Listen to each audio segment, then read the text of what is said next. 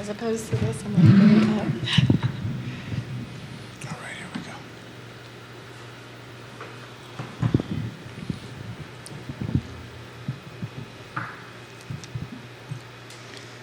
Good Wednesday morning, guys. My name is Jerry Miller, and welcome to Real Talk with Keith Smith. Thank you kindly for joining us. It's great to connect with you guys through the I Love CVille Network. It's an aggregation of every social media platform alive today, and we encourage you, the viewer and listener, to participate with the show, shape the discussion, ask questions by posting them in the comments section of any of the platforms you're watching upon, and that literally will help influence what we discuss for the next hour and change here on Real Talk with Keith Smith. Today's show is presented by Ross Mortgage and Scott Mortgage Morris. Good morning, good morning. He's looking quite sharp. This is the first time I've seen him, if we can go to the four-shot, Judah Wickower, who is our director.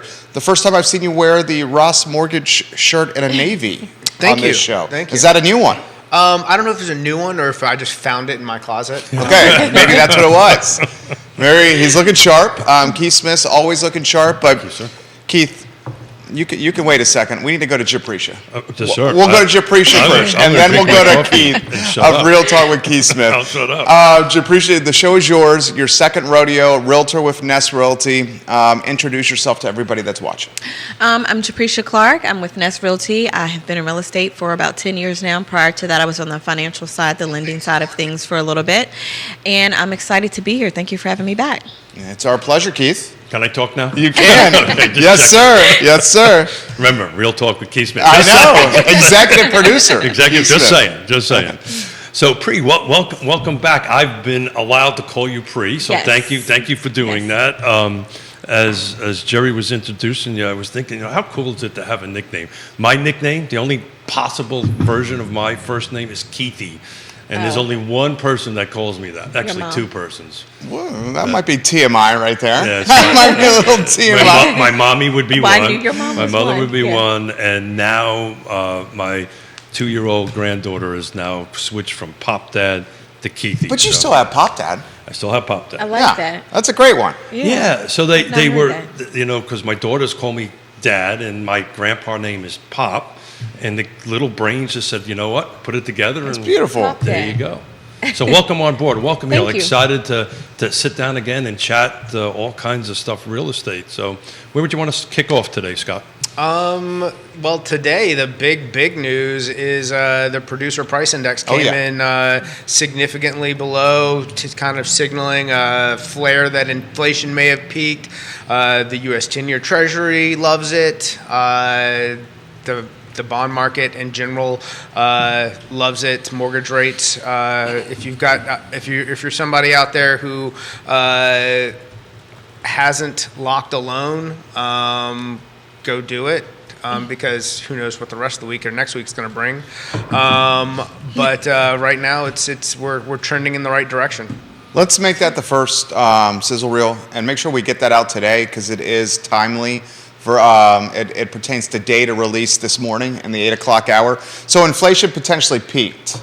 Potentially. This is another KPI that's indicating that perhaps it's peaked. Yeah, this is basically saying that as far as future from the Fed, they're going to continue. I think we're going to see at least one more 25, if not two more 25 basis point increases to the Fed rate, and then a pause. And they're finally going to sit back and go, okay, what has what we've already done caused in the markets? Because it's there's a lag to that. They swing a blunt instrument, and we're gonna I think hopefully see the results that they were looking for. I still think we potentially face a recession, and if you look at most of the charts, when I've talked over and over again about national jobless reports, you typically don't see joblessness increase until they're done a rate hike cycle. So part of that is companies that are waiting to see the effects and then how they adjust for the future cast for the rest, their forecast for the rest of the year, or going into the incoming year. So I think that's where we start to see layoffs going into the summer and possibly the fall. But Good. again, all of those things, as disappointing as they are going to be good for mortgage rates in general. So, and we live in a very blessed area. So when I talk about people losing jobs, I don't necessarily mean here. And look at your big production areas of the country. That's where you're going to see the majority of that Well, happening. Microsoft just announced some layoffs. Yeah, but that's the all tech out. industry has been having that's been an ongoing thing. Yeah. But they overhired during the pandemic, and now they're dealing with the repercussions of that. 10,000 layoffs from Microsoft. Keith Smith is exactly right. Amazon's doing another round of layoffs. Keith Smith follows the news closely. That would be the end of the first sizzle reel, what Scott just did. Let's get Pri in the mix. Yes, definitely. I wanted Pri's perspective on this because you kind of wear two hats, right? Yes, she You does. come from the financing world and you're a professional in real estate. So what you thinking? I'm sticking to what I said the last time. I think things are going to look up for buyers. I actually put something out on my feed yesterday, information that National Association of Realtors actually posted in an article about 2 weeks ago from Lawrence Young that, it's not a repeat from 2008, and jobs were one of the reasons that it's not. Like, the percentage is down from 2008 to now. Mortgage delinquencies as well as down, foreclosure rate is down, and subprime lending, all of that looks different. So I'm still staying optimistic with the direction that things are going. I mean, this is great news that Scott is sharing, with the rest of the world this morning. Again, to just stay positive, because for buyers, it's going to work. It's going to work. So since the last time you joined us, how's your tempo looking, right? How is your tempo of business? Has the spring market sprung for you? Yes, It has. It has. Okay. I have, in the last few weeks, 7 listings, 6 are under contract already. Damn. And I got 3 more over the weekend. That's legit. So it's a lot of sellers, again, which means I have buyers that are coming to the market. And typically, I'm a buyer's agent. I'm a little bit more busier on the buyer side of things. But since the pandemic market has kind of slowed down, things have kind of flipped a little bit. Well, we're going to jump into a little bit of that because there's a posting I did yesterday, and I asked you to actually put it up on the screen. But I do want to jump back to Scott. We talked a little bit about off-air before we went in, and it's one of the questions I've always asked you. How's your applications going, right? How is because you're like really we're the leading edge on actually listings and talking to buyers and stuff like that. But once it makes it to you, an application process, that's kind of where I think the rubber meets the road. So how you looking there? So prior to Christmas, we kind of went through a little bit of a lag as far as applications. That Christmas to New Year's, I had a ton of people who must have sat around and decided what is looking like a real estate investor look like for us, and I don't know, some of them were qualified. None of them were, let's go out and execute on something right away. And then in the last 2 weeks, we've had a major uptick in activity, specifically related to people who are qualified, ready, and let's go. Well, It's awesome. Yeah. It's awesome. I'm just looking at the 10-year Treasury yield. It's down to 3.3.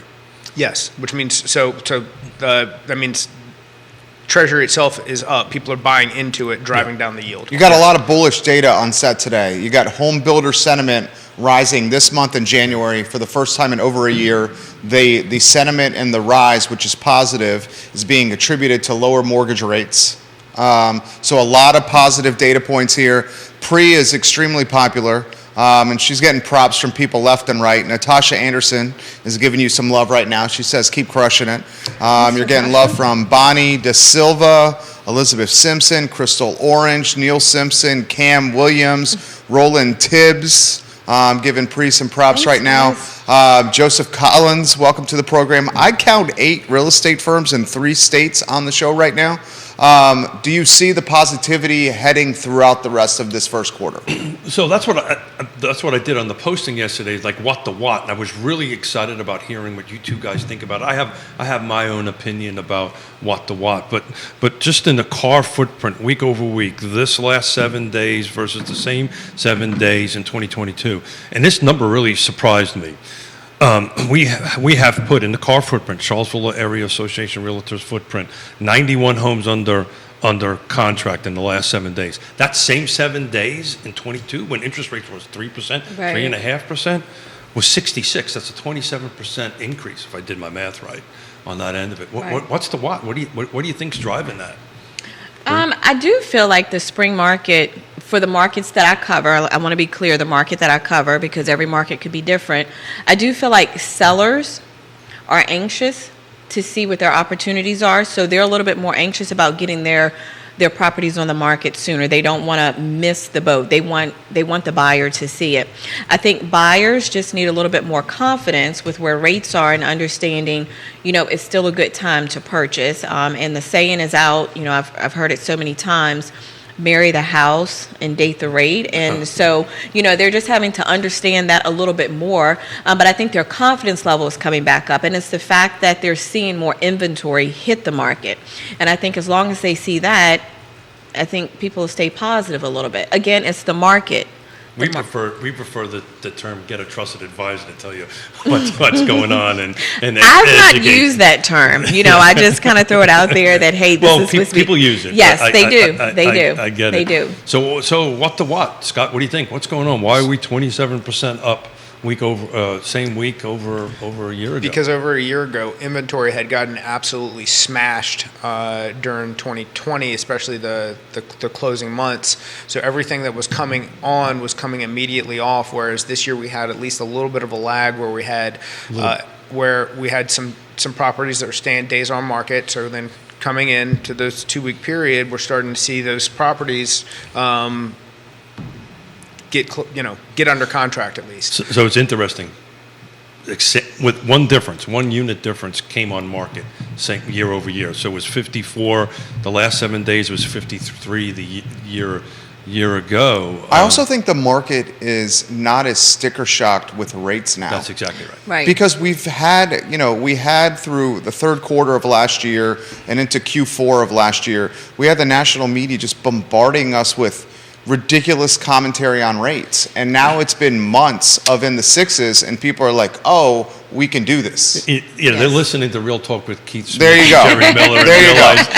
That's exactly what it is. And realize exactly what it is. That I know, I just couldn't miss that opportunity. Realize that, we're back to normal, right? Right. So, I mean, the grand scheme of things, 6% is still pretty damn good. It is, and I've said this a couple times. I've had a couple other speaking engagements. For me, this market is the way it was for me when I actually started in real estate. And people were still buying houses. It's just they had to get accustomed to what it was before. They were spoiled for 3 years, 2.5 years. The difference, is this inventory struggle. Right, and these were questions the city councils was asking Ned Galloway and myself yesterday, and they were like, well, can we just build our way out of this? And that's a huge yes, right? Well, Michael Payne, did you hear Michael Payne's comments? Yeah, I know. And I can't wait to highlight those comments. I was standing right in front of him. Neil Williamson, you're watching here, right? I see Neil Williamson. He's the president of the Free Enterprise Forum. Michael Payne straight up said we cannot build ourselves into affordability. Those were his exact words. Yes, yes, and maybe no yes. And in that environment, we don't have this hour and a half to go into a great conversation. But that's a step, right? These are multiple steps. And I said in my reply to him, you also got to clean up this red tape, right? Red tape has to turn into green tape in order to move forward. But if there's nothing to buy, right, and our inventory isn't growing and our pendings are growing, it's just Econ 101, it's going to put pressure on it. So what do you think? Are you still sticking to your rates for something the end of this year? Mm-hmm. I like that. That's with confidence and conviction. You're saying that? Yeah. I Okay. like it. All right. I mean, we're trending in that direction right now. Now, I think you'll see some hiccups as we hit those two 25 basis point hikes between. You'll see, a little bit more negative movement in the bond market, but that's just part of the volatility and part of what needs to happen, because I don't care what anybody says, as much as everybody was like, oh, we want rates in the 4s right now. If you had rates in the 4s right now, we'd be back into this situation where we put all these buyers back on the board with the limited amount of inventory that we have, and we'd be right back to multiple offer situations, driving affordability, out of the picture and making it difficult for everyone trying to purchase. So it needs to take its time in doing it, but we're headed in the right direction. So that's the second sizzle reel right there. There's the mortgage guy saying 4% rates at the end of this year, right? Yes. Okay, I love that. Flat 4 or 4.5? 4.75. 4.75. Okay, that's the end of the reel right That's there. a very firm number. I like it. Okay. Confidence Are we right betting there. anything on that? What do you want to bet? I can't. I'm already losing my He mustache. wins bets. You have yet to win a bet. I still haven't received the. Yeah, where's the booze? Yeah. Hold it, time out. I won the best bet of them all, which was marrying Mrs. Smith. So, Oh, there you go. So, There you go. That's his anything wedding after ring. that is Got down. it. Yeah. Do I owe you booze? No, you don't. Kevin Yancey And Kevin Higgins. and Yeah. Kevin Higgins Both owe you Yeah. booze. You could have told me yes, and I would have got you Yeah. some. So. Yeah. So we were having this watt-to-watt conversation, Yonna Smith and I, my wife and I, this morning on what it is, and I really believe we're back. Normality has settled in, right? Expectations have settled in. People have. So I think there's I think you've got buyers who think that again that there's blood in the streets still and kind of are making have some not great expectations. And part of what we're seeing for days on market is we've got some sellers who think that it's still the hottest game in town, and they have unrealistic expectations. But those are in micro locations. I think they're in micro locations, but I also think too, and I talked about this the last time, it's the expectation that you set going in. Sure. So that way an agent's not going in just to get a sale versus you're going in with setting the stage for this seller, so that way it's not a pitfall when they're like, why is my house still on the market and it's 30 days later or 32 days later. That's because you priced it right. And the trusted Right. advisor, that's what it's all about, versus just saying, I'll do whatever you say to take the listing Exactly. and then go, I don't, Yeah. well, we talked about this and, I told you it wasn't going to work. Who's And on the other side? And apologizing your way through the transaction. Yes. I love you, man. I know. He always says, in case who's I've on the never other told side you. matters. I've never told you this live. I love you. There you go. He says the listing agent and who's on the other side of the deal matters very much in this market. More than ever. I think that's true because it That's can not make popular amongst. Yeah, it's not. It Yeah. can make or break a transaction. I think for me, a lot of what I'm experiencing right now with some of the listings that I have under contract are, agents that were licensed during the pandemic. There you And go. now they're truly having to negotiate through a transaction. I don't know how to do it. And they don't know how to do it. I love you guys. I'm so sorry. But you help them. You guide them. Yes, right? Yeah. yes. And the thing is, thankfully, they have an agent. I can remember myself being in those shoes and being new. So I'm walking them through the process like, you're not requesting this. Well, you can't ask for this later because they didn't request. And now they're coming back to me saying, hey, I want a septic inspection. I'm like, we're already ratified. You didn't ask for one. Yeah. And it's because they themselves have time now to Learn. And so, I think it does matter who's on the other side to make the transaction work. Well, as anybody who's watched the show or listened to the show knows, my six, right? It's location, price, features, condition, timing. Is the Right. timing right? And who's on the other side matters. And you've got to. I'd imagine. Did you say you had six you put on the list and put on 7 the and 6 are under. right? You are Yeah. crushing it. And- She's stacking paper right now. But with some of those, it was having to revisit the conversation because some of those listings, the mindset was the pandemic market. And I'm Right. like, look, I can represent you and I want to work for you. I just don't want to say yes to everything that you want because you're then going to make the phone call. It's 90 days in and my house is still sitting on the market. And who are they going to blame for that? There you go. That's So, exactly. just having to have a little bit more of a realistic expectation. If you can tag Michael Guthrie, I learned Tag this from him right now. Michael Guthrie, this term many years ago, and I use it on a regular basis. I'd rather disappoint you now than disappoint you 90 days I like it. later from now, right? Yeah. So, I'd rather have this frank conversation. And I've learned that myself by just giving someone, I didn't know Sure. that I false save that phrase expectation. for my personal relationship. So, yeah. Yeah. I had that conversation with my wife this morning over breakfast. She's getting a lot of props, and questions are coming in fast and furious right here. Aaron, You know I wasn't talking about my personal. Aaron Simmons is watching the program. He says, first Aaron Simmons says, tell Japreshia hello. And then he's Hey. got a question specifically for Scott. And Aaron says, question for Scott, can you talk about the effect of Wells leaving correspondent lending and the importance of having a local lender experienced in your local market? And he also says, this is a fantastic show, guys. Here's the third sizzle reel waiting to happen. So this isn't the first time that Wells has backed away from bond purchasing, mortgage-backed securities. They originally did it in 2008, and what you're going to see is more servicers like PennyMac and Mr. Cooper and Planet Home Lending and a variety of these others that are going to grow their portfolios. Certainly, it's going to have an impact, but it's not unprecedented.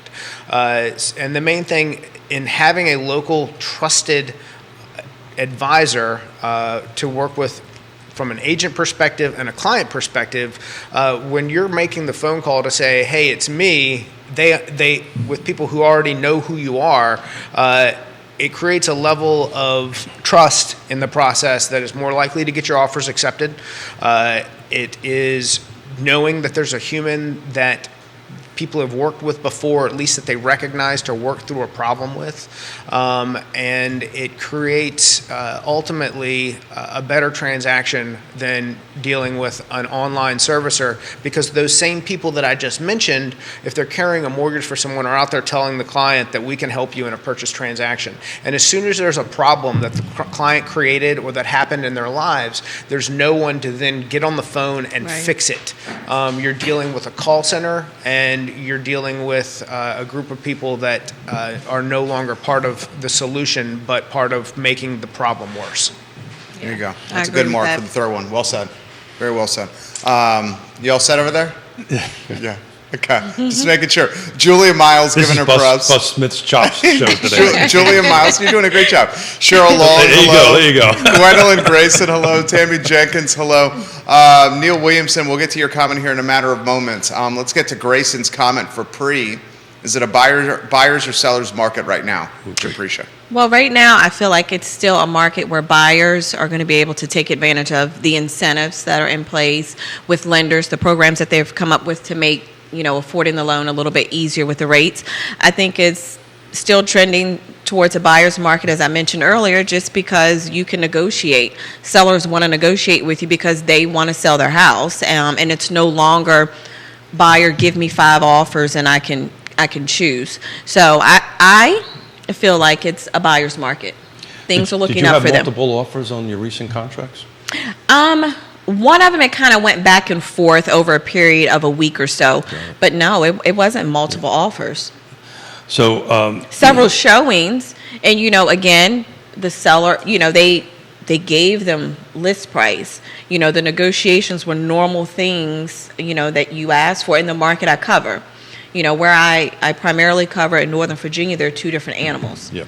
You look for 2 different things. You have 2 different lending programs in place a lot of times. Well, that's why location matters. So yes. I've kind of coined this term, micro markets matter, right? Mm-hmm. So within your marketplace where you work, there's some, maybe I would suspect there's some areas that are very much a seller's market. Oh, yeah. There's some areas Northern Virginia, I feel like it is. I mean, globally throughout or within, is there pockets? Certain pockets, yeah. Certain pockets, yes. Because I had a listing in Northern Virginia. We go to closing next week, and they had showings, but we didn't get anything right away. Got it. It was that particular side of 66, I guess. We didn't get really anything right away. Dependent. Yes. Yeah. So from your perspective, from your side of the house, from the lending side of the house, are we in where do you think the market is? I think right now we are in a buyer's market. I think if rates continue to fall and we put too many people on the board, then all of a sudden we are immediately back into a seller's market. Yeah. Now, I think price point matters. Mm-hmm. I think condition of the property matters. I think how well it was priced by the agent matters. If you want multiple offers and it's priced right and the house is clean and it's in the right place, you are going to get multiple Mm-hmm. offers. If it is a property that is 30 years old, has a ton of deferred maintenance on it, the sellers have decided that they want all the money of the new house that was just built and sold down the street, you're not going to get. And they will come. There's tough conversations and reality to be found there. You want a good conversation starter on a real estate talk show? You ask this question. Are we in a buyer's or seller's market? Because you disagree.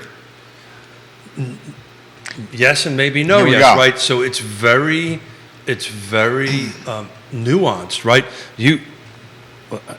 Again, I continue to get myself into trouble, so why stop now after 400 and something shows? This is why that who is on the other side matters. What trusted advisor is helping either that buyer or seller? This is my opinion, for what it's worth. But yeah, I'll tell a tale of two listings. We put two homes on the market. We'll leave specifics out for it. Put them on a thing, right location, right price, right features, right conditions. Hit the first four.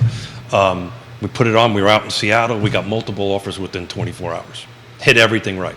There's a home literally across the street. So it's pretty much the right location. It's the same house, the same features, but it was substantially higher than ours, and it's still sitting. So it's a matter That is the bell that I cannot stop ringing. It's a matter of getting those four things right. Yep. And that takes, you can't do this with this iPhone I'm holding in my hand. It takes a right? To sit down there and have a conversation at the kitchen table, dinner table, wherever you're having it, and convey to the other side, convey to the seller, hey, look, this is what needs to happen. I'm a professional to do that. But so that's it. So it's a maybe yes, maybe no yes thing. If you are in the right location, right price, right features, right condition, it is very much so a seller's market. If you're not, it becomes that particular home now becomes a buyer's market. Even assuming you can get people to look at it. Yeah. Chico Ferris giving you props. This question's come in from Kelsey, who is listening on Spotify. She says, Jerry, please ask Japreshia if she sees any softening at any levels or price points in the current market and what they are. I do feel like it goes back to what Keith said, certain areas. I think that you are going to see some softening of the prices. I cover more of a rural area, and the conversations I've had the last few weeks, again, it goes back to expectations. Hey, we're entering into a spring market, but we're also rebounding from the rates going up. So how quickly do you want to sell? How much time do you have to try to get top dollar? So I think you are going to see a little bit softening of some of the prices. I'm anxious to see how April is going to look like. Here's a follow-up question for you guys. Aaron King, hello, in Scottsville. Vanessa Parkhill in Earlysville, hello. Should potential sellers wait 3 months or summertime as rates drop to list their house to chase more paper? I don't think so. Because you say list now because inventory is I think skimpy. just the opposite. You say list now because inventory is skimpy. Is that what you're saying? Well, we're same week over week, we had 90, I put it away. Yeah, I say list now because summer traditionally, people are on vacation. And I have found that when I list properties in the summer, if it's in the right place, right price, and all of that, that is good, sweet, you get an offer. But I've also found that I can remember sellers contacting me saying, well, what do you think's going on? And people are on vacation. Graduations happen, vacations are happening, and people kind of tune back in towards the end of July. So I think the reason we have 90 transactions or pendings this week versus 60 from a week ago, my wife and I were having this conversation. No snow in January? I think that's a potential reason, but I think somewhere around October, November, the buyers kind of just took a time out. Oh, yeah. Right? And they took a time out, and we've been talking about this forever. There is no spring market anymore. It hasn't been for years. And I think the spring market sprung about a week ago. And I may be wrong, but I think that tempo is going to pick up. The question becomes, will the inventory keep up with it? And I think the answer to that is no. Yeah.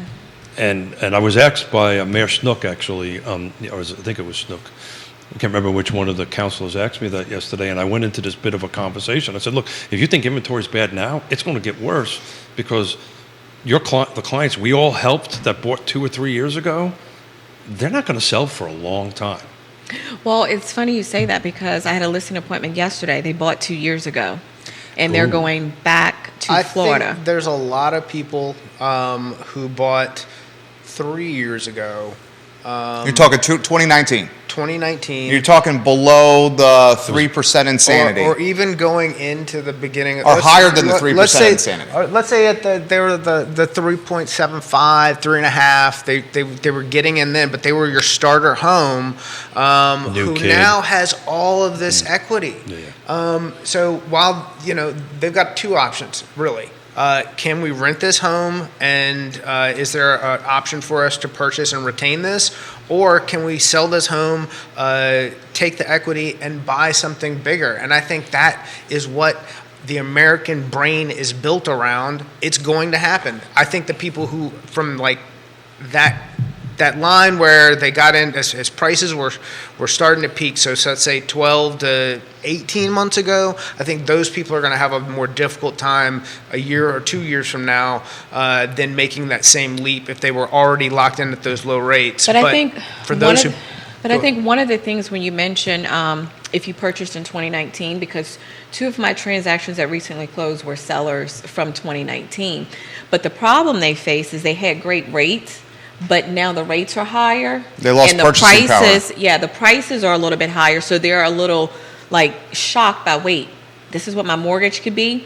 So I definitely am seeing that, but at the same time, they've got, if we can go and have a conversation, all right, look, this is what rates are, but if the plan is, you know that you can, don't use all of this money. Set some aside. Right. Here's 2.5% that you may need for closing costs to refinance, and then we're gonna at some point get you back closer to where your expectations are. So I'm gonna look at the Freddie Mac chart. The end of 18 was about 3.95%, and the end of 19 was hitting about 5.3, 5.4, somewhere in that range. But I recently had the same conversation with a client who we helped buy 2 years ago. There were some life changes that they want to sell and they want to move. When they bought 2 years ago, it was they had like a zero down kind of scenario, and they have not did the extra payment towards principal and all that kind of great. They built up a lot of equity, but it wasn't as much as it should have been, right? They should have been paying some of the principal off through that process. But I think you're going to see that NAR. We talk about NAR all the time. We're starting to see. We went from 5 to 7 years. Folks were staying at homes. Now it's 10. Depending on how you talk to some, folks think longer than 10 years. And Neil, I'm sure Williamson's going to chime in on that.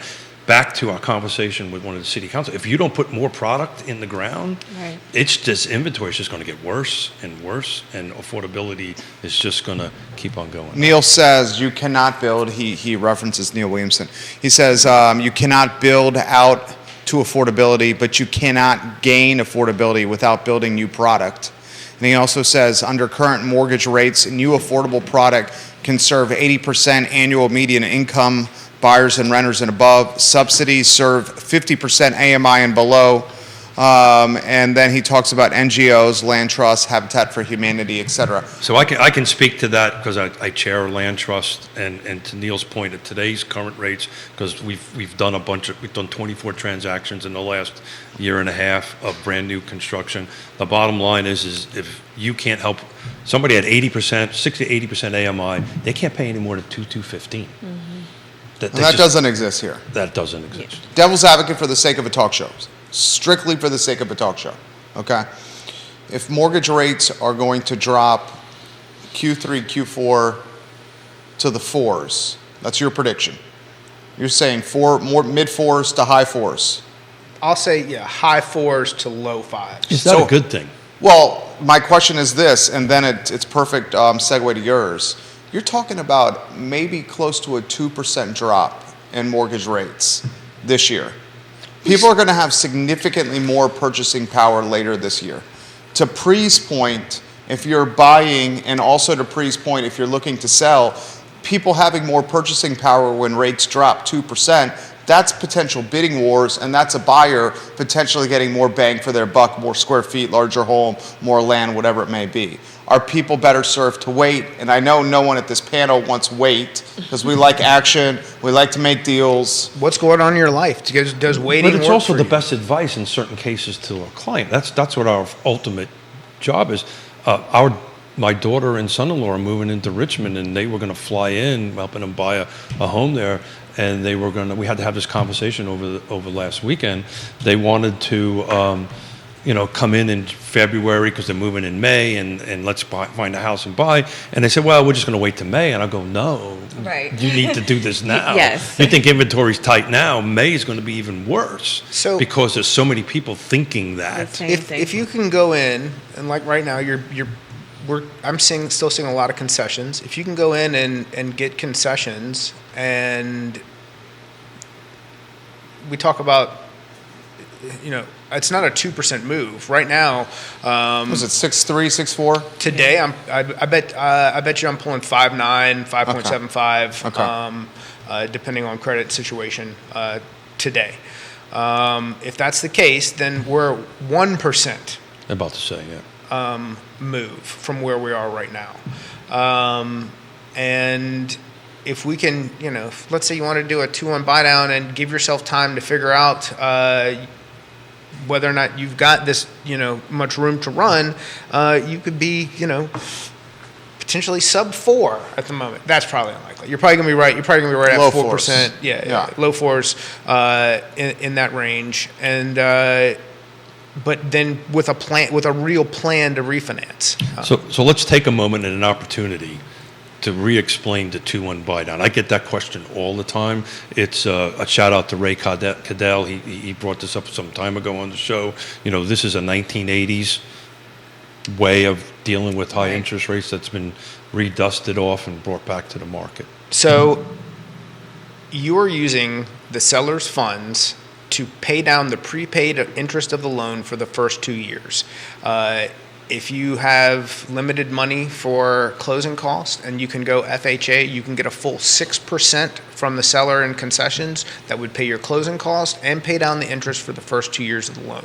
So at today's rate, let's say you were at 6 1/4, you would be 4.25% for the first year, you'd be 5.25 for the second year, and you'd be 6.25 in perpetuity if you could not refinance out of it. That is what you would look at. If it's a conventional loan and you're only getting 3% in concessions, then you'd be paying your own closing cost, and then the same scenario from 6.25 to 4.25 for the first year, 5.25 for the second year, and 6.25 in perpetuity if you were not to refinance. And there's one real important portion of that. If I refi him within a year, what happens? If a year or within any time that prepaid interest is being used, so let's say it was 7 months, you would have then another 17 months out of that 24 months of the prepaid interest that you would be refunded when that refinance takes place. So once you refi, the servicer that is paid out their money, they owe you the difference for that prepaid interest that was not being used during the process. It's now a good time to buy, Pri? Yes. Why Negotiations. You can still negotiate, and I've had several buyers do that exact same thing. That 2-1 buy down. So the reason I asked that is I kind of wanted to segue into something. So we're talking to buyers. I have sellers that are planning to do the same thing because they'll have the extra equity from their proceeds to be able to put it towards it. Now, if a seller was telling me in their next purchase that they wanted to buy down the rate, I would tell them, no, set that money aside, because them paying down the rate isn't the same thing as buying down prepaid interest, and what they would end up, they're not going to get that money back. Well, I think some of them are considering doing that because prices of houses have gone up. So in order to qualify for what it is that they want to do, they're already having to put a larger down payment to make the debt to income work. And then they're shocked by what the payment is versus what they've had in the past, because they have like a 3 or a 4, and where rates are now, they kind of don't want that either. So they're using that money to get it down and then be manageable and not go into it with shock. So there's a magic point when this 2-1 buy down is just going to go away because the market has adjusted itself. So if you're right, we're going to hit 4 something, and we're love it. right. That'd be awesome. I love it. Yeah, I would love that, Scott. Yeah. I hope your crystal ball's right, dude. Yeah. We're right that means buyers are going to be coming back into it. Our inventory isn't going to grow. The negotiation from the buyer's perspective to the seller is going to go away. You're not going to be able to get that done. This is why all my buyers right now say right now is the perfect time to buy. Yeah, absolutely. You could not get any better time to buy because you've got this ability if it's in the right location, right features, Right. right conditions, and right timing. That's why I use the word timing. Right now is the right time to go ahead and do that. As interest rates drop, that whole negotiation ability is going to go out. It changes the window. things. It changes. As the interest rates drop, you may see the new construction pick up again, which we certainly hope it does. Probably already signaled by the builder sentiment. The builder this sentiment, morning. absolutely right. But on top of that, I'm still big proponent, huge. If you are someone who's in a position to go out and purchase a distressed property and use a 203K loan to make the improvements that you'd like to do it, I've spent the last 6 months meeting with 203 HUD consultants from, one of them is Woody Fincham's brother down in the Chesapeake area, who actually comes all the way up through Richmond and even in Charlottesville. And then I've got people from Northern Virginia all the way down through Charlottesville as well. So these are, from an agent perspective, these are reliable human beings who you can communicate with post-closing after I'm no longer part of the process. And that's the main reason I've been doing it, is to make sure that once that handoff is complete, it's not like, oh my gosh, this was such a headache for everyone involved. Right. I've got the right people to be working with. And along with that, I've got contractors that from here down through King George and Richmond, Charlottesville, and trying to keep a select group of people that I can refer out to make this not only good for you, but good for the client as well. This is why use local, Yes. trusted advisors Yes.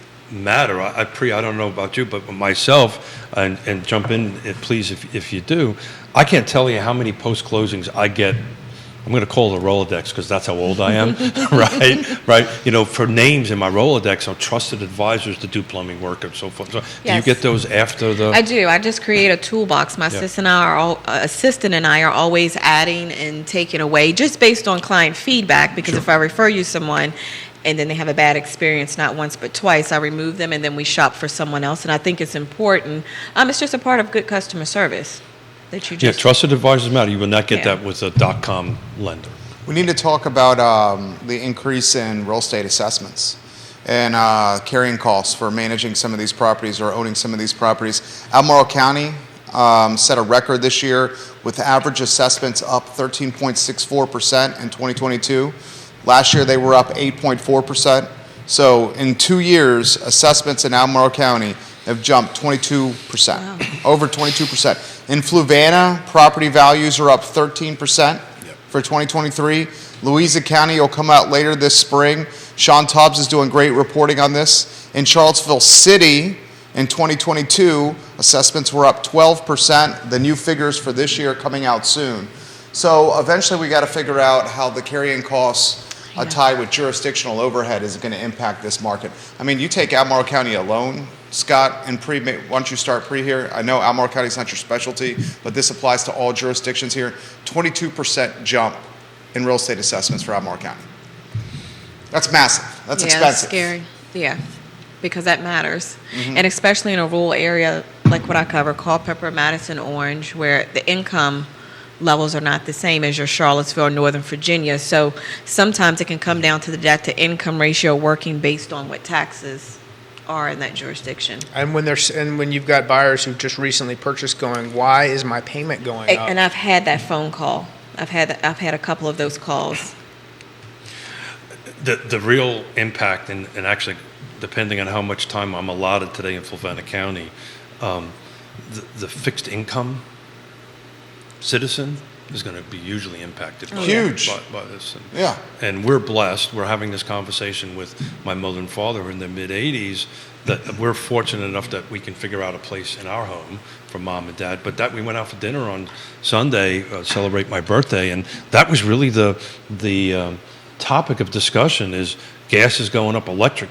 Our electric bill just went through the roof on that. Water and sewer is going through the roof. Groceries are going through the roof. And now their real estate tax is going to go, and they're on a fixed income. How do you guys feel about this, though? I believe all jurisdictions have it, but at a certain age, you can have that waived. But every jurisdiction is different. If that senior citizen goes to sell that home, some may have to pay back 1 year or 2 years retro of those taxes, but it does soften it. Extremely jurisdictional focused, but typically most of the jurisdictions have a maximum amount of equity you can have. And if you own a home, generally you go past that, right? You do. Yeah. You do. So I've had a couple of clients, sellers, and this is how, I learned this. Their homes had been paid off for some time. And Yeah. so, of course, that's what they did was the waiver. And when title went to find out, it was just 1 or 2 years Got it. that they owed taxes. it's much like land use taxes and stuff like that. What do But you it was think? easier for them while they owned. Also, they're not if having you're a to do disabled veteran in most jurisdictions, Yes. you can have your taxes waived as well. I can assure you that it has to be a high percentage. I believe it's between 80 and 100%. Only reason I know is I'm at 25%, and they laughed at me. Gotcha. Most people who know me think I should be 100%, but for very different reasons. So are Pop and your mom moving in? No, so then that's what you have with the 80-something that they're a little bit stubborn. Could be they're Smiths too. That could be a bit of being stubborn. But it went from an absolute no to we're actually thinking about how this would Right. work at this point. It's going to take a while because they want to. Look, we're all independent. You want to be independent, and living with your son and daughter-in-law lacks a little bit of independence. So, Yeah. but we're fortunate we're able to do it. A lot of families can't, and if you don't fit into these boxes, right, as Scott has said, or the certain age and income end of it, it's a difficult thing, right? Yes, it is. Daniel McDougall says, make sure you guys highlight the cost of land is an issue right now. It's very expensive around here. He's in the mortgage business. Daniel McDougall, he's a loan officer. Sharonda Monet, is that right? She says she's giving you props. She says she's seeing exactly what Pri is talking about in the Chesapeake area right now. Chico Ferris giving you some props as we speak as well. Questions are coming in. Bill McChesney, welcome to the program. This question's come in for Pri specifically. Jerry, you talk about the luxury market or the jumbo market often on the show with Scott and Keith. Ask that question to your guest, Japreshia, if you could. How is the jumbo market, the luxury market, doing in the territory she covers? So that territory is probably more so Northern Virginia, where that would be utilized the most. And I'm not too hands-on with that on a consistent basis to really give that feedback. It's more the conventional, not anything at that price point. Got it. Scott, what are you seeing with that space? So in Culpeper, we live in an interesting area where we Yes. fit the Northern Virginia corridor, which just moved conforming loan limits up to $1 million. So that kind of changes some of the, depending on your specific situation, what actually is going to end up as jumbo. So that, I would say, has been, since those changes have taken place, the biggest, I don't think we've done anything personally at a branch level over 850 in the last 90 days or so. Yeah. That's what the question I was going to ask. How many Just not seeing it enough. $800,000, then, I guess. $900,000 Yeah. mortgages? But Yeah. a lot of those luxury markets. And I think part of that has to do, so when rates when we were quoting in the 7s or even high 6s, I think people pumped the brakes, at least from what I saw, in those areas on those $1 million purchases. Well, a lot of those $1 million purchases also are a huge percentage cash too. Yeah. Yes, I know that's been agree. our experience. When I've gone back to look at some of those closed transactions and you're looking at the financing piece of it, you are seeing cash there. That's exactly right. So I think the volume is going to decrease a little bit. Again, I think it's mostly an inventory scenario. There's just the people that may own those homes really don't have to move typically, so they stay put to that point. Keith Smith, your take for what's going to happen in the spring? So I think the spring is now. So that's the answer. I think the spring sprung. We'll see next week when we do the show. We'll look at week over weeks again on it. But if this trend continues that we're higher, because somebody taught me who sits across the table how to take a picture and date it and all that stuff for a 60-year-old dude. Good job, Keith. Thank you, sir. Appreciate that. I can be taught new tricks. And so I'm going to kind of take a look at that. But if that trend continues, right, that there's just this trend of more going into pending versus coming on the market, it's just going to get tighter and tighter and tighter. Yeah. What do you think, Scott? I mean, that's exactly what every single meeting, conversation, phone update has been. I promise you, you don't want rates to drop as quickly as you think. Well, you that's do. why I said earlier, is that a good thing or a bad thing? Well, I mean, I think as they fall, it's going to help inventory because it's going to. I think once we break 6%, we're quote regularly in the 5s. The mental leap that someone has to take in order to put the house on the market to move into the next one becomes much easier.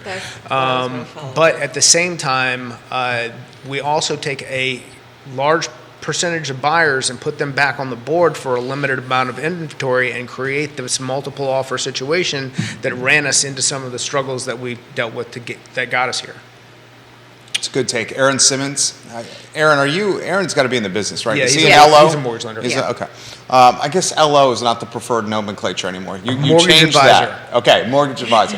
So is it MA? Is that what I'm saying now? We can do LOMA. Okay, Whatever okay. you have. Because you said people didn't know what an LMAO. LO was. LMAO. Bro, I don't care. Like, whatever you got to do. Aaron Simmons says 900,000 at 3% is a lot different than 6%. I closed one in November, but the buyers are few and far between unless large down payments or cash, like exactly Scott and Keith just stated on the show.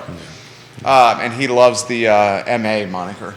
He says, let's go with mortgage advisor. Aaron Simmons says. So he's backing up what you guys are saying, that once rates got so high, people started pumping the brakes on activity and action in the luxury and jumbo market. That's what he's Albemarle County, $1 million and up. There's 48 homes on the market. Median list price is 1.675. 40 went pending, and then I just took a look at how much sold million up Albemarle County in 2022. There was 193 homes sold, and I just scrolled to the bottom of the spreadsheet. Median sales price was 1.35 days on market. 4 bedrooms, 4.5 bath, roughly 5,000 square feet on that, running about $304 a square foot on that end of it. While others chat, I'm just curious, check out what 2021 looks like versus that particular number. So do we see that picking up as rates fall? That's what we're saying? Absolutely. Okay. Yeah. Okay, that's what we're saying right there. It was a good question, and thank you for directing the show in that manner. All right, so so what's the counsel you're offering to clients and meetings here, first-time meetings with folks over the next, say, 45 to 90 days of them working with you? Buyers or sellers? Say both. Start with buyers first. If we're looking at buyers, I always like to make sure I'm coming from a place of understanding how ready they are. How much do they know first? If they're a complete version to purchasing, then we're talking about what the next step's going to look like with Scott, so they're not fearful of that. And then from there, we're talking about what the wish list is going to look like. And then we're setting the expectations about the wish list versus what Scott's going to tell you. And then we go from there if it's a buyer. If it's a seller, we're having an expectation around time. So I have to have a conversation today with a listing appointment I went to yesterday. So one of the things we're going to talk about or spend most of our time on is days on market. So if you're a seller entering to this market, because it is a little tricky, because rates might do a thing as we continue to go. Spring has already sprung, so you have a lot of sellers that are ahead. I had quite a few that were already having the conversations in November. So they said, January 1, I want this, this, and this. So if you're a seller entering the market, then we're really talking about days on market. And then we're talking about the expectation you have after that. Because if you're looking to purchase again, how realistic are the expectations? If you're just unsure, well, how quickly can we get the house sold? So conversations very different, but more expectation setting with the seller as opposed to the buyer. I think a buyer, they're moldable. If you put it in front of them right away, and they're just teachable if they come in with the right mindset. With the seller, it's a little bit more emotional. So you do have to spend more time with the seller because they feel like they've put a lot into the property, but the market's going to tell you something totally different. Great take right there. We'll give her props. Ouch. I feel like I'm in the, did you say it was a BMW or a Mercedes last time? No, you said BMW. you're a BMW now, but you're a Mercedes Yes. girl. That's Yeah. what the memory says. I feel like I'm in the car with Pri right now. Have you seen her talks? They're fantastic. I love her, I her have, talks. and the Since fact, we became friends, I'm watching one right now while interviewing you. It's good, and you got graphics. This is good. I like it, Pri. I love the fact that you wrap it around DOMs, days on market. And She knows what's up. And that's the Pitfall. I set myself up for failure when I first started, not focusing on that enough. Sure. When I became an agent, and so the phone call was coming like, it's been 2 months or it's been a month. So in your I learned. marketplace, when does it start hitting that stale number, right? So if it's on the market for 5 or 7 or 10 days, and I can't believe I'm saying these as long time, right? Right. 30 days stale in your market? In the rural area right now, my expectation is no, it's not. If we agreed and you're waiting for a buyer, it's more of getting the right buyer to come along. It doesn't scare me at 30 days. And in fact, I tell my sellers, I really don't want to have a conversation about price until we've hit 30 days. I don't want to revisit the price point again, especially if It puts your client at a disadvantage. it really does. And it also, too, lets me know from the first conversation how antsy they're going to be and why. Because at the end of 2 weeks, they're already calling me if they're super antsy. And I have to say, we're not going to talk about price for at least 30 days. We need to see what the market's going to tell us. Are you going to have showings or not? If you don't have showings, then your price was not right. I use this comment all the time with listing showings. We only have one opportunity to get a first impression. Exactly. Right. There is no second impression. Yep, If and we- buyers are smart. They pay attention to the days on market. And I tell my sellers, if I'm representing a buyer, I'm paying attention to the days on market. I'm paying attention to how many times you've dropped the price. I'm paying attention to like the transaction history of this property. And then that's how we're going to present our offer. And I get phone calls from buyers who ask questions, and my response is, well, have you talked to your agent? But how many days has it been on market? And because that tells me, okay, that I can have a call with the agent and go, all right, look, do we want, if we're trying to ask for something, we know, all right, look, it's been on for 2 days. We may not get what we're looking for here, but if it's been on for 21 days, it's like, buckle up, let's go. Yeah. We're in a better negotiating position. But to Pri's point, as far as buyers versus sellers, and them being manageable, so the difference is with a buyer can go out and learn a lesson in a weekend. They can go Strike out. out. They can Yeah. go lowball a bunch of people and realize I like and get that, their feelings hurt and then But they didn't blow that first impression. Right. But then they can still go out. But And the buy a seller, house. but the seller has their house to learn their lessons on, Yeah. and That's a they good call. have much more investment. So that really shifts the dynamic of how people learn. And now certainly there are buyers out there who may not learn a lesson the first, second, or fifth time, but at the same time, like eventually they're gonna, That's why who's on the other side matters Right. so much. That's a great take, Scott. Yeah. Bill, thanks for the question, $1 million and up. I just want, everybody was chatting. I ran some quick numbers, $1 million and up, Albemarle County. So 2021, there was 162 units sold at $1 million plus, 20 days on market. Remember that number. Median sales price was 1.25. 2022 went up to 193, so we increased year over year. Dropped days on market 5. So we went from 20 days on market in 2021 to end of 2022. In 2021, the interest rates was pretty low to 2022, and the price went up to 1.35 million. So, I think that's kind of indicative that all markets are kind of moving. I think the one that's not moving, which we need to talk about, is that entry level, right? So let's talk about that. How is that entry level market doing for you, Pri?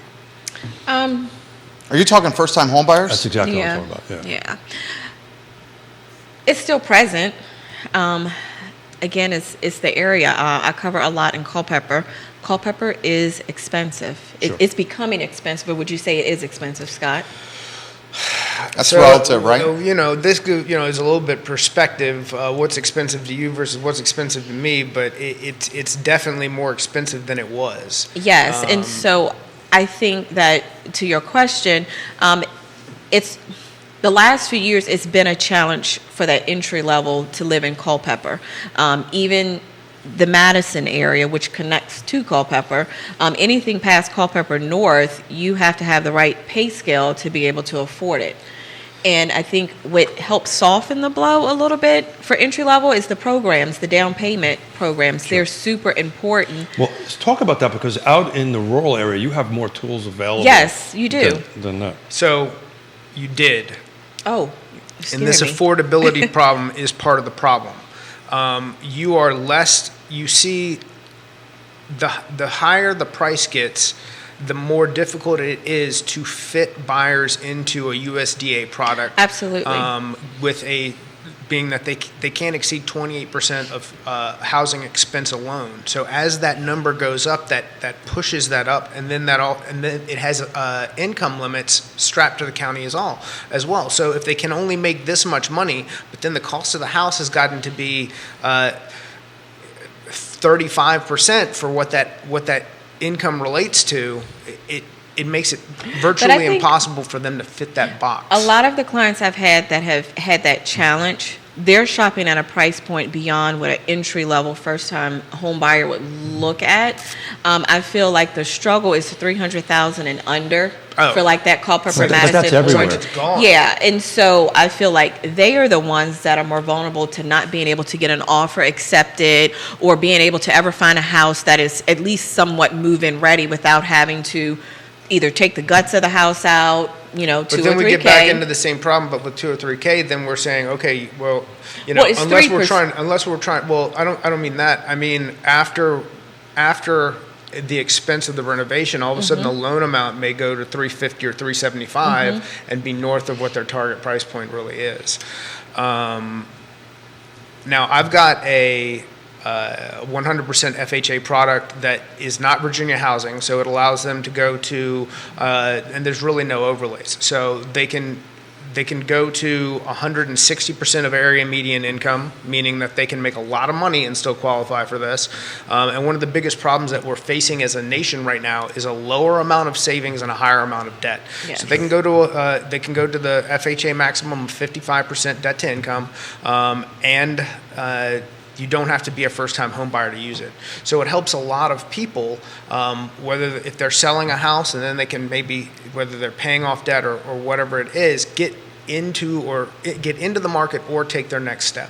So I'm going to talk a little bit about bounce back to that for a second. A specific market, Lake Monticello, right? Lake Monticello, out in Fulvana County, 44% of Fulvana County's households or rooftops are there. Those products are applicable to Lake Monticello, correct? Yeah, absolutely. Most people think, because it's kind of an urban environment. USDA is applicable to all of Culpeper County, and so that's including townhomes and everything. So you can use it in Northern Virginia. You just have to be on the right side of 66, side of it. Certain neighborhoods, you can still use it. So Jerry and Judah have been doing a great job for Real Talk with Keith Smith website. We're posting reports that are on it. I'm reading from one from Fulvana County. Just to put it in perspective, in 2017, apologize, the median sales price was $195, and 22 is $318. That's a $123,000 difference. That's a 39% increase between 17 and 22. And if you go ahead and look at what's active on there, we're ridiculously low, like 10 or 11 or 12 units, and you can't even find anything that's $318,000 right now. So again, back to Neil Williamson's comment, and the Fulvana County's not going to like this. They're going to hear this today. Inventory matters, right? Oh yeah. It's only one part of the equation, but if we don't start increasing inventory, that delta is just going to keep on growing. I'm not sure the political capital's there to increase inventory. I can assure you it's not. It's not certainly to expand the growth area or the development area in Albemarle County. And the small builder, and one thing we're not highlighting is the small builder is not building right now. Yeah, I do agree. The small builders put the brakes on things. The small, yes and no. As I mentioned small before, builders having a hard time finding lots. Yes. And labor. And labor. Yes. Yeah. That's to McDougal's point, the loan officer.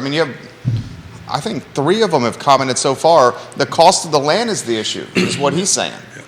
And as we learned from Woody Fincham on Monday, sometimes these assessments don't get the land portion of it right. But you're 100% right. Now I happen to have a couple of cash custom builder clients that own the land already, and I'll frankly tell you the conversations I'm having with builders. We're looking at 2024 deliveries at this point. Mainly because they take some months and months to get building permits. That's the real reason that's delayed on it. But on the small production folks or even the larger production folks, I know this world well, there's just a lack of inventory. Greene County is going to start pushing some lots out. So keep an eye Greene County's got what? Is it Ryan Holmes? Well, there's multiple Okay. folks out there. Stanley Martin Homes is doing it. Ryan Holmes, Southern Development's doing a project out there. But within the pipeline, there's about 2,000 lots about ready to come on. So keep a close eye on Greene County. I think they are going to be the next. Well, I'm noticing some of the small builders in some of the areas that I cover, they're expanding out. So they're probably going to end up having to come to places like Greene or Louisa and purchase more of their lots. Well, they're no different than the buyer, Yeah. right? The buyers go into where the product is that they can buy. The builder, developers doing the same thing. Where can I go to go ahead and do that? And the problem on the developer side of it is it takes 6 years to get something approved. Yeah. And the market will surely change multiple times. Neil Williamson shares a link to the Free Enterprise Forum on Albemarle Needs Reality-Based Planning, a piece of content that he created this month on the 3rd of January that's on the Free Enterprise Forum website. Neil, thank you for sharing that, the king of content himself. All right, how about some closing thoughts from the panel here? What do you make of the what, Keith? I like the phrase what the what. I like the post you I almost did what TF, but I know. I decided not to do that. I like the post you did on your Facebook. I like the engagement you were getting. Thank you. I'm learning. It's only taken a few years. Put the what in perspective and then give your take on it. Yeah, so I threw that more out there for the other pros. You didn't really answer it. And chime in. Excuse me? You didn't really answer it. I did that on purpose. Okay. I know you did. I did that on purpose because I wanted to see what the folks that were on the post and the conversation we're going to have here. I'm not surprised by what. These numbers don't surprise me because I've been kind of expecting it. We've been calling that the spring market is going to spring now. And I think that's what's going on. I think what's going on is I think buyers have been on the sidelines for a while. I think by our conversation earlier, your applications are picking up, your business is picking up. I know ours is picking up. I'm sure Pre's picking up a little bit on that end of it. But these buyers are coming in, and all I can say is what, and get a trusted advisor and help you navigate that.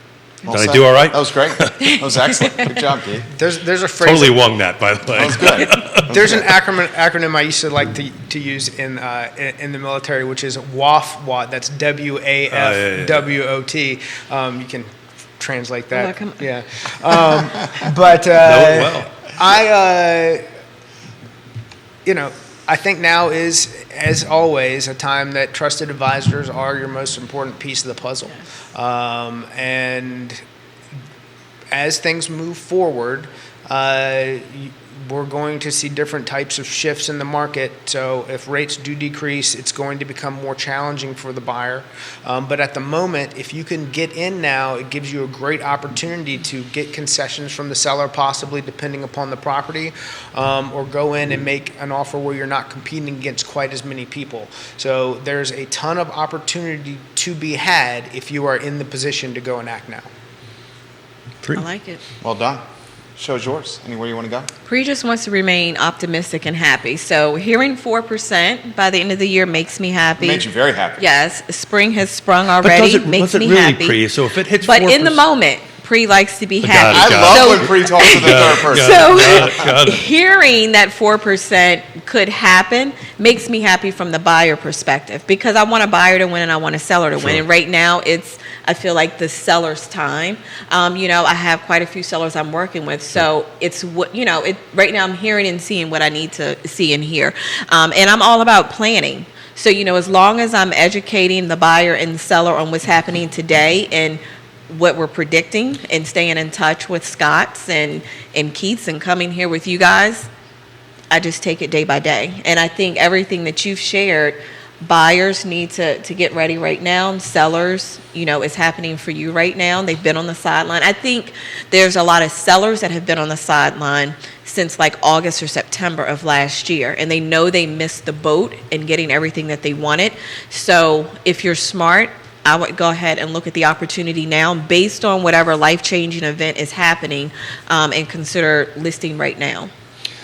Well said. Pri, you're welcome anytime. Yeah, she's back. a rock star. You definitively raised the face value of everybody here. At the and table. you have a significant following on social media. I'm like watching the engagement here. You have a Thanks, quite guys. a large network. Julia Miles, for example, says, "Thank you, Pri, and everyone on this panel for this significant education in real estate." That's great. I mean, I think you could play the last hour and call it 90 minutes as kind of like a who, what, when, where, why of today's market. Yes. So anyone on the fence about buying or selling, watch the last 90 minutes of this show, and I think you get a good feel for what's transpiring. And that's the game plan for what we're trying to do here. We're trying to entertain, educate, enlighten, and we do it in this long-form content manner that's on social media and all the platforms for you to participate in. That's the Yes. show. I thought today's show was dynamite. It was. Make sure you come out. Scott and I are doing a workshop March 25th. It's a Saturday in Culpeper. Starts at 11 o'clock. So if you want any of Scott's information that he shared today, you can have one-on-one time with him. Spaces are limited, so it is one-on-one. So definitely mark that in your calendar. I like it. Love it. Love it. This was great. You know what? This is great. These shows are one of my favorite. I do like the Batman and Robin shows. I must admit of that. But I actually learned a ton from you today, Pri. So thank you so she's much. a rock star. Thank you. guys. Thank you for taking the time Yes. to come. Scott Appreciate invited you. me. Yes. Scott Morris, guys, Ross Mortgage, Keith Smith, Yes Realty Partners, Japreshia Clark, Nest Realty. Check out her segment. How often does it air? It's pretty regular.